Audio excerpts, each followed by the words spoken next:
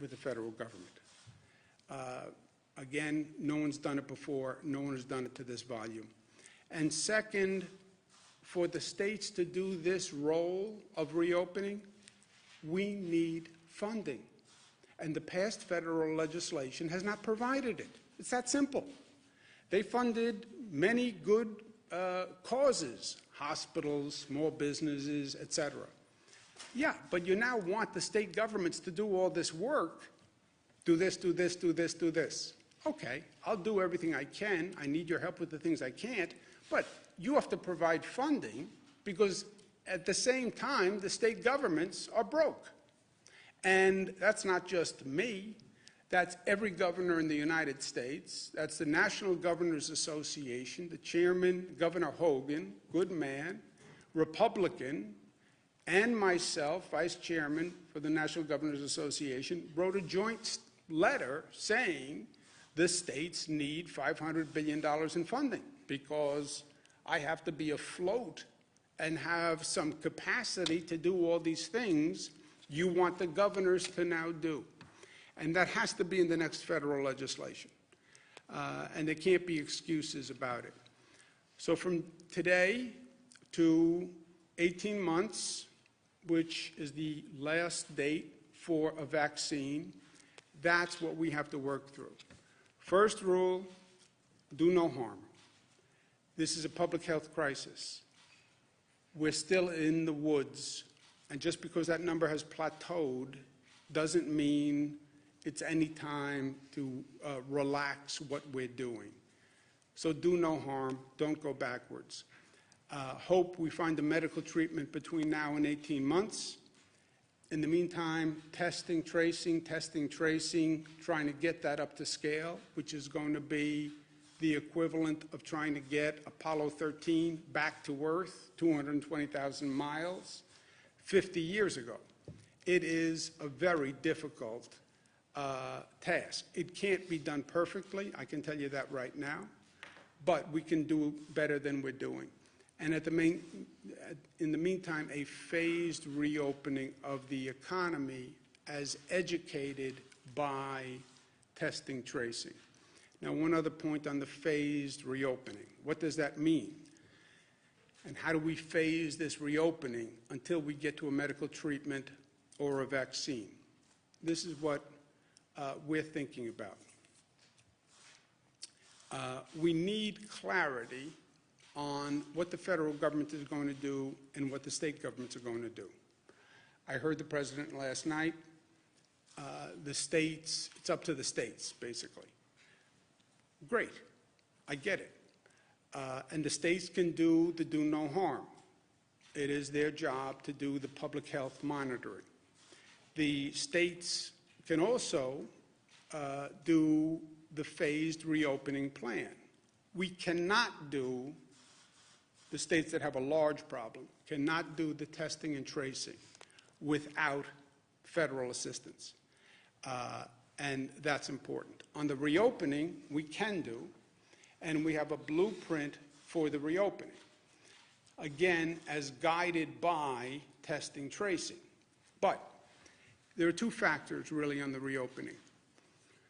How essential is the business, service, or product or function?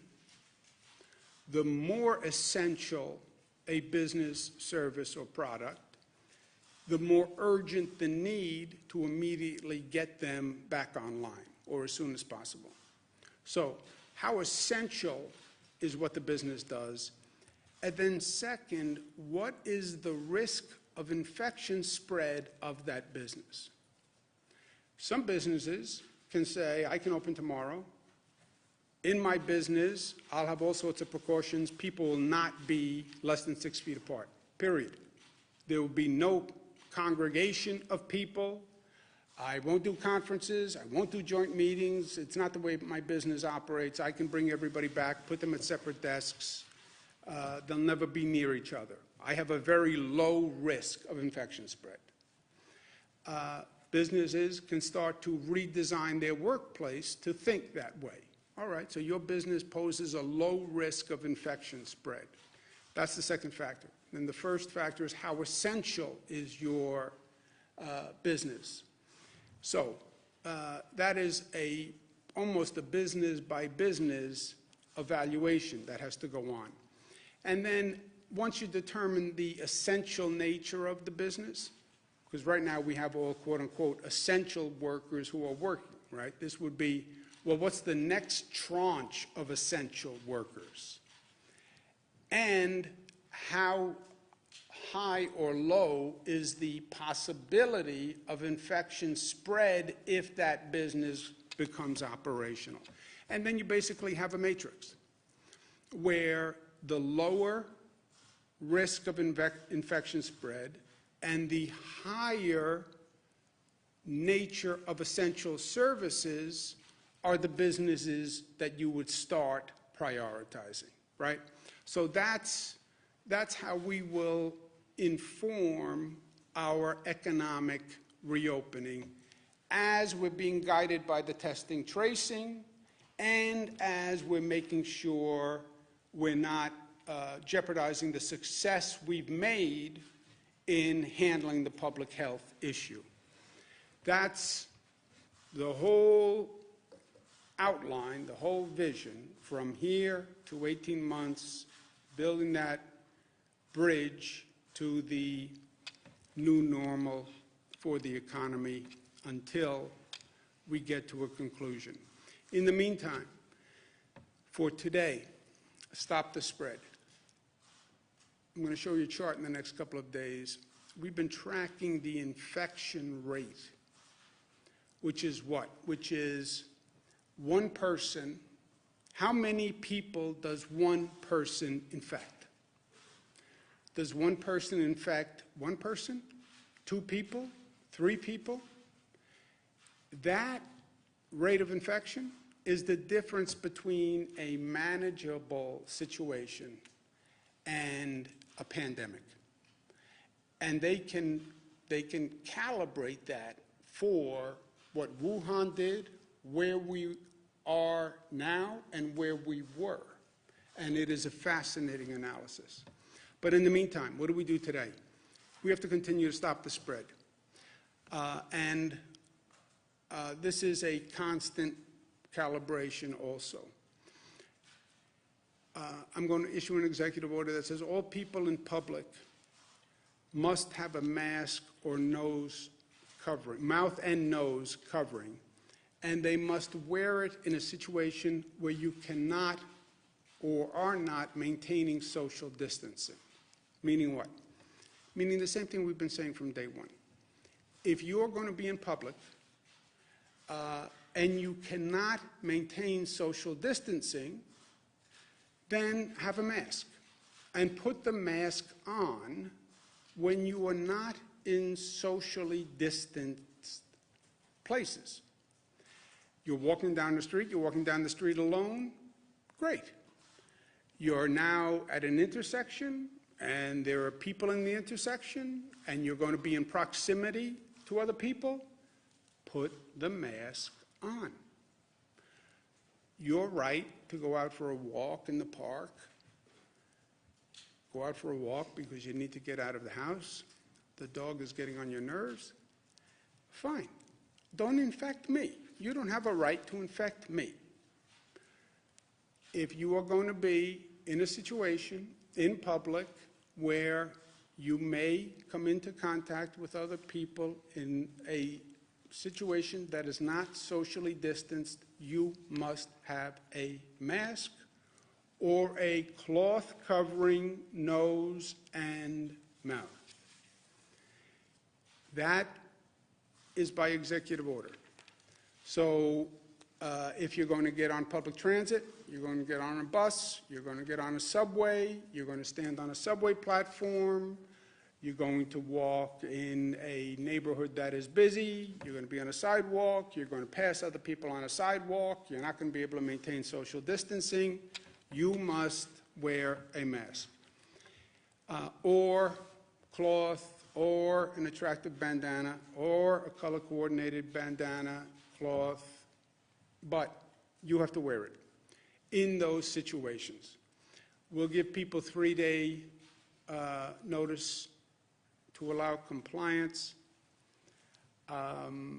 just on the off chance that somebody doesn't have a cloth covering or a mask, and we'll go from there. On the ventilators, we've stabilized our healthcare situation. New York had one of the earlier curves.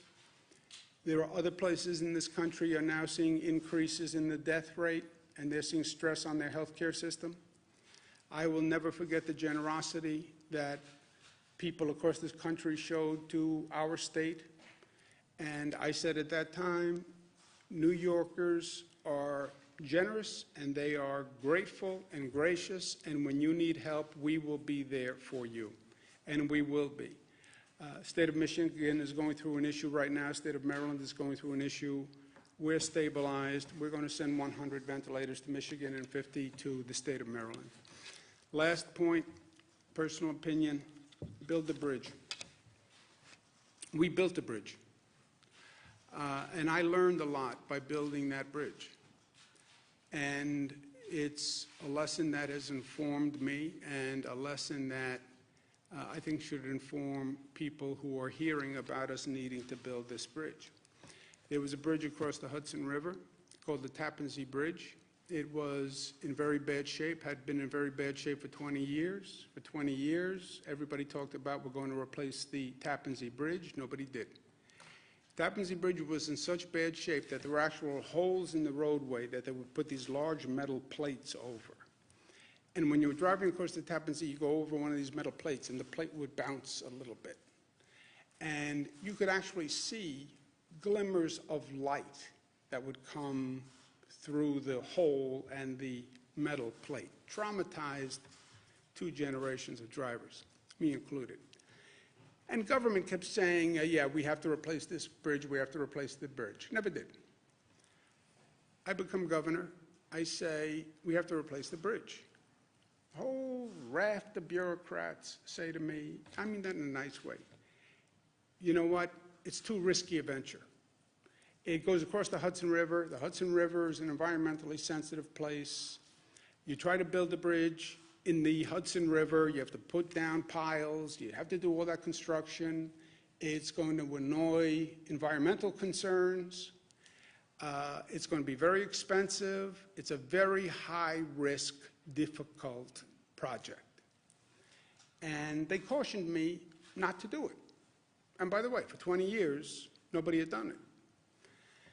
I said, yeah, but then you don't build the bridge. I understand the risk. I understand you could get blamed. I understand something could happen.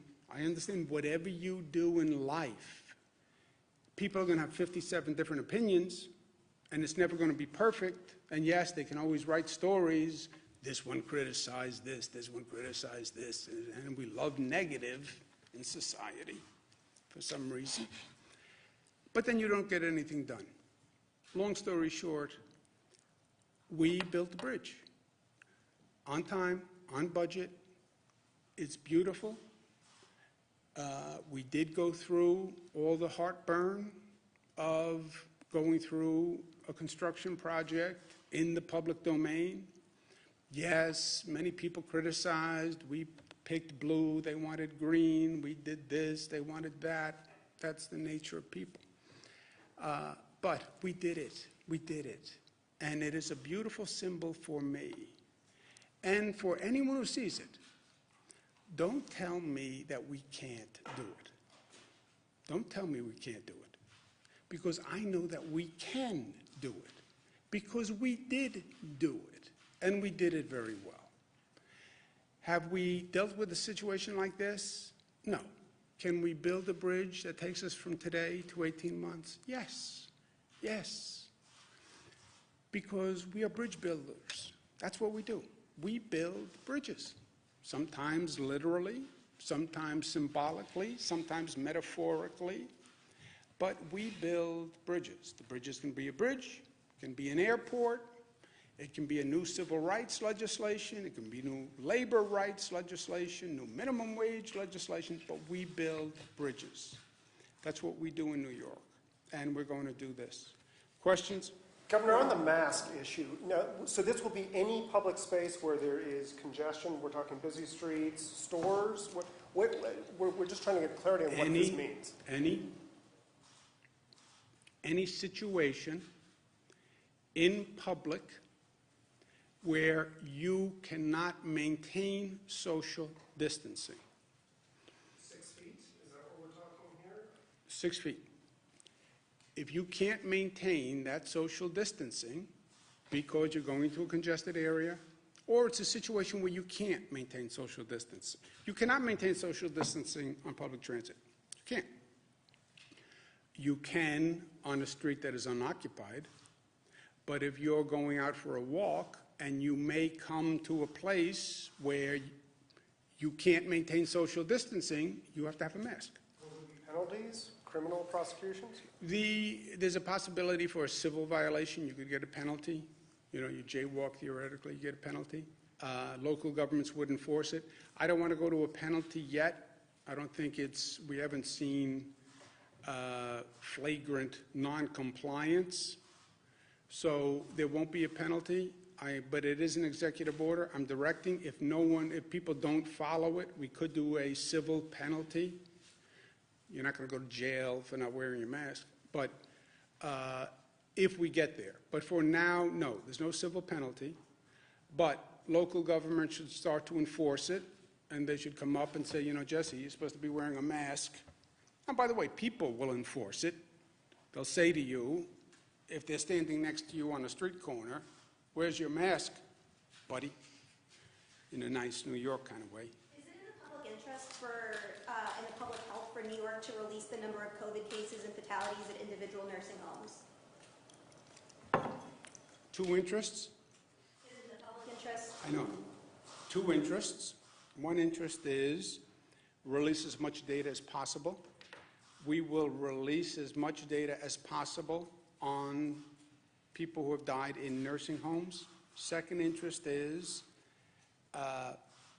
respect and legal rights to privacy.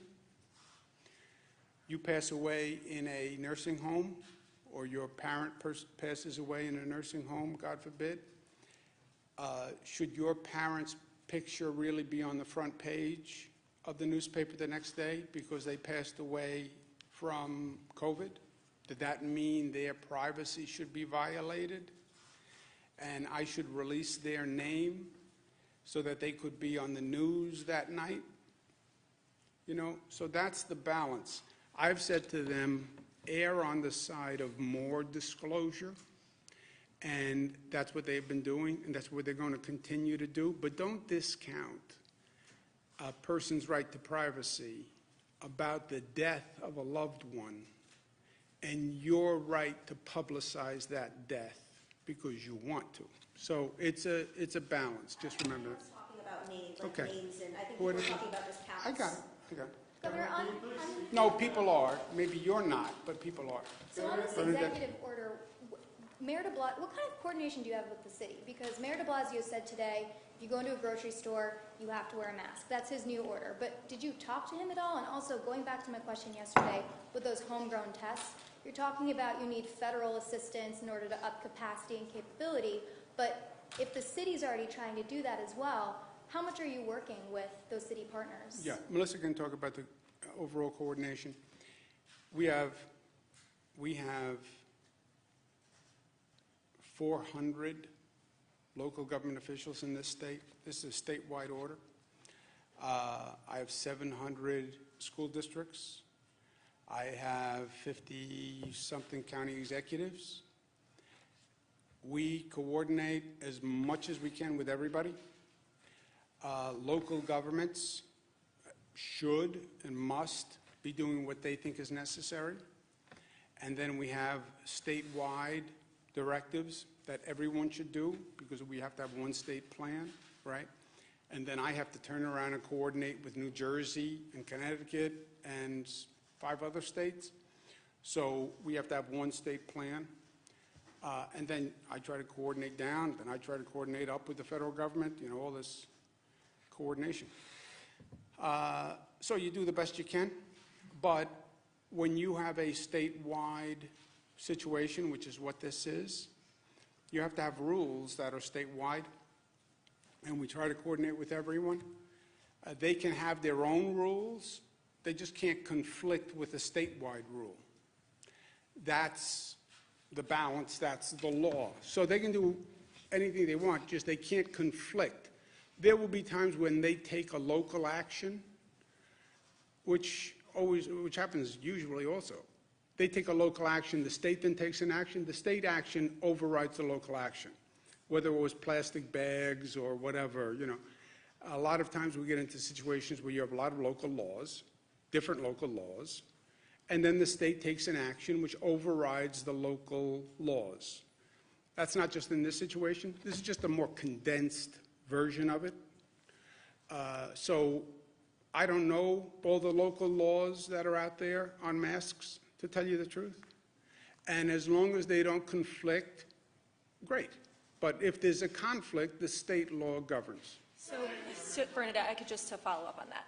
So the details here are obviously important. What the mayor announced yesterday was that he's going to be moving to the new testing system, that they're going to be acquiring testing systems.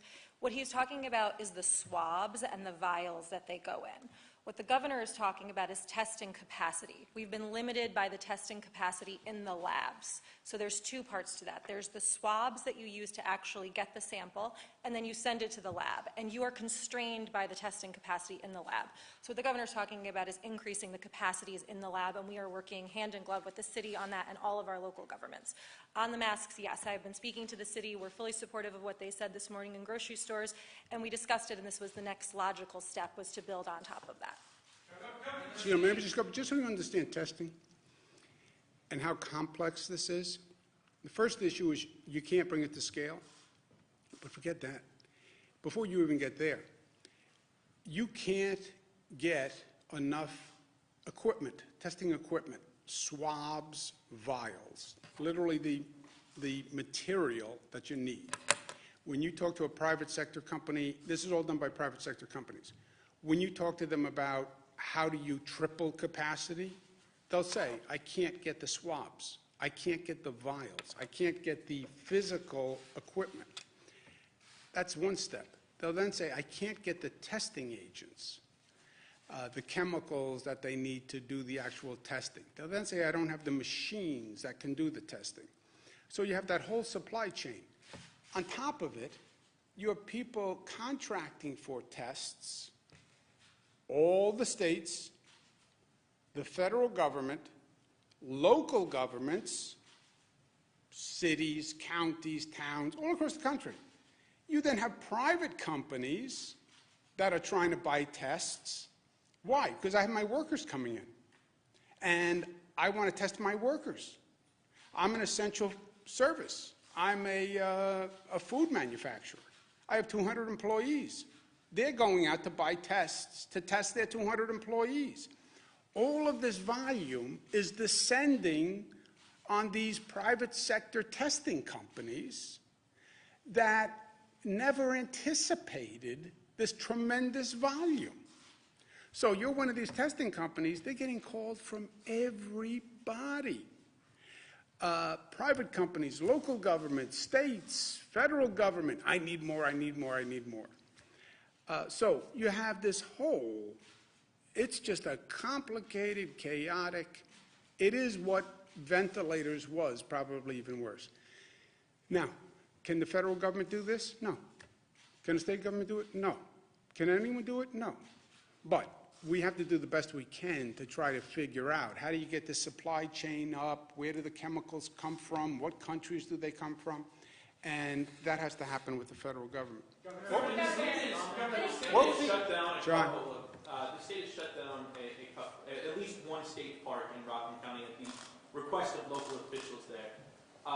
Why was that done, and do you anticipate closing down more state parks across the state? I don't know why the park was closed down. Does anybody know? Yeah. Melissa? There were complaints from some local elected officials, I believe, in Rockland County, and so the Parks Department evaluated the situation, and they decided to err on the side of caution, and so they've temporarily closed the park. Our goal is to leave the state parks open because, as the governor said, we do want green space where people can go and get fresh air and exercise safely while they're able to social distance. So we're going to evaluate that situation and make a determination for the long term, but for the short term, it is closed. Governor, your incidental now outpaces far way too many other states. Can you please comment on whether or not you think that the state should have closed down sooner, and if you believe closing down the state sooner would have saved more lives in New York? Yeah, look, we can go back and do a retrospective sometime when this is over. As I said, I don't like to do Monday morning quarterback when you're at halftime, because you're at halftime. So it's not really, I don't know how this turns out. I don't know how it turns out for New York. I don't know how it turns out for the nation. So I just don't see how you start to do a game review while you're at the middle point of the game.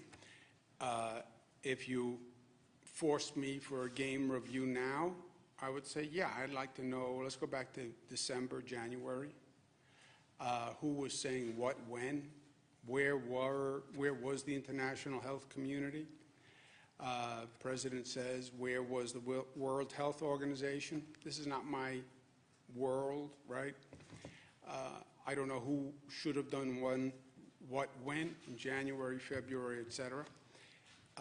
On the New York, which is a convenient fact that people miss, there is no state that moved faster than the state of New York from the time of our first case to starting to shut down to total shutdown. That all happened in like 19 days in the state of New York. We didn't have a case early on. Remember, this was Seattle, state of Washington, California first. It came to the East Coast later. But from time of the first case to total shutdown, New York State was the shortest period of time. There were, excuse me one second. And then we had steps in the middle between first case and total shutdown. We did schools, we did 25%, 50%, 75%. But the whole thing was 19 days. And what you also have to remember is, and just as a matter of days, on the factual question of speed of movement, no state moved faster than 19 days from first case to total shutdown. Second point is, it was not about my declaring a total shutdown.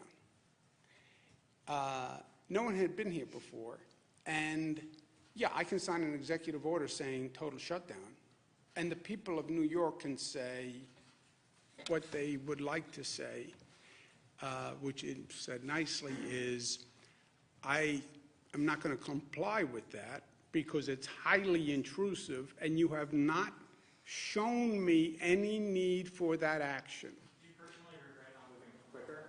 No, I moved faster than any state in the nation. What else do you want? Yes, Governor, I have two questions on the masks. There's video out of Philadelphia of 10 officers pulling a man off of a train who was not wearing a mask when he was told to put one on or get off. Obviously, in New York, public transit is big. If that happens, if people refuse to get off the trains, what will happen to them? Yeah, we're not there yet. There is no civil penalty yet. There is no mandatory eviction from a public transit yet. Step one is, talking before, the way I govern is I try to lay out the facts to New Yorkers and then say, this is what I propose given the facts, right? Started by saying, here are the facts. It's not my opinion. It's just here are the facts. Then I'll offer my opinion, and you can throw it out the window, throw it in the garbage pail. Then I'll say, this is what I propose based on the facts. Our success here has been the very high compliance rate with a very aggressive policy that came out of the blue.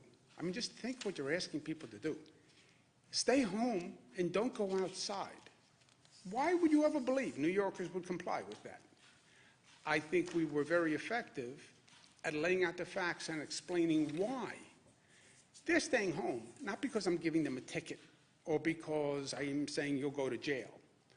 They're staying home because they say, I heard you, and it makes sense to me, and I'm doing it because it makes sense to me. So I haven't given anybody a ticket for running a business. I haven't given anybody a ticket for violating anything. It's because they understood the facts. Where I am now, I'm saying, here are the facts. Stopping the spread is everything. How can you not wear a mask when you're going to come close to a person? On what theory would you not do that? Now, if they don't accept that and there's widespread noncompliance, could we go to civil penalty, or could I say you can't be on the trains or buses unless you wear a mask? You could get there. I assume that's what Philadelphia did if they said they're taking a person off a train. But we're not there yet. And I hope New Yorkers will do it because it makes sense. Last part, but also I think people are, is this going to put people in a situation where they're scared not to wear a mask? They want to go on a run or a walk and they don't think they'll see anyone. And they're worried about getting shamed for not wearing the mask. People, even in this news conference, viewers are writing, why isn't everyone in this room Yeah, wearing a I mask? want to know why you're not wearing a mask. Governor, regarding the paid freeze. I know why. So you wear a mask, you keep it below your chin, and then when you are running and you come close to a person, you either run across the street or you put the mask up over your mouth and nose. So, look, it's not the biggest inconvenience in the world, right? It doesn't have to be a surgical mask. It could be a cloth mask. Have it with you, and if you're in the walk in the woods and you don't see anyone, great. If you're in the walk in the woods and here comes John Campbell, and because that's what he does a lot, is walk in the woods, and you happen to run into him, then you have to put up your mask because here comes John Campbell. It's not that, when you think about, look, you get everybody's working so hard to spread the disease. The harm done if someone gets the disease, the number of people impacted, the healthcare workers, wear the mask. What's the big deal? It can be a mask, it can be a cloth, it can be a bandana, you can make it colorful, you can have a design, make it advertising. What's the big deal, right? Risk reward is life. The pay freeze for that hits about 80,000 union workers. I think there's 500 to 600 docks workers who have now been infected. That's the prison system, that's parole. Some of them are nurses in state hospitals. So you have now a group of state senators led by Tom O'Mara is asking that you unfreeze that 2% so they can see that tiny amount in their paychecks. Would that break the bank? Yeah, Joe, it would break the bank. You know how you know? The bank is broken. That's how you know. And the state is broke. And there's a lot of good things I would like to do for a lot of good people that we cannot do until we have some financial stability.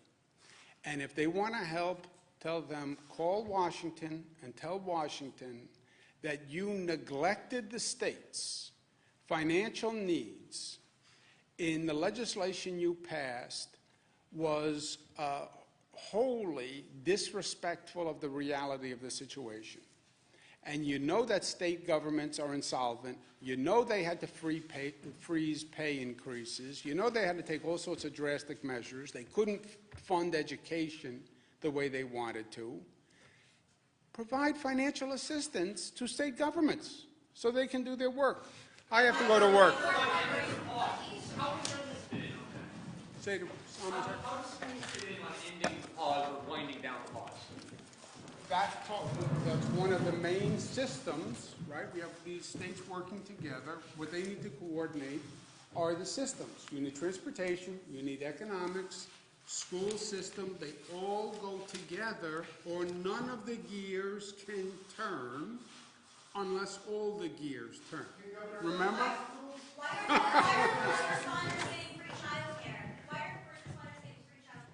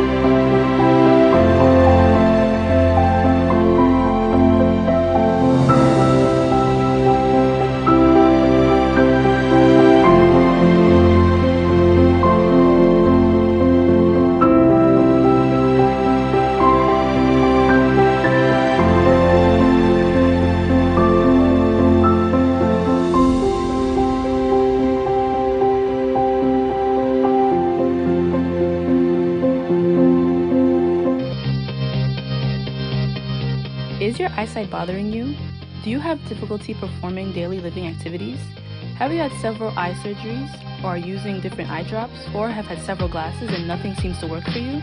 Well, you can find out more on how you can greatly improve your eye health and overall vision on the PCVI network. We are available on all social media platforms, smart TV, and cable vision channels. And remember, when you keep your eyes healthy, you will see and live better.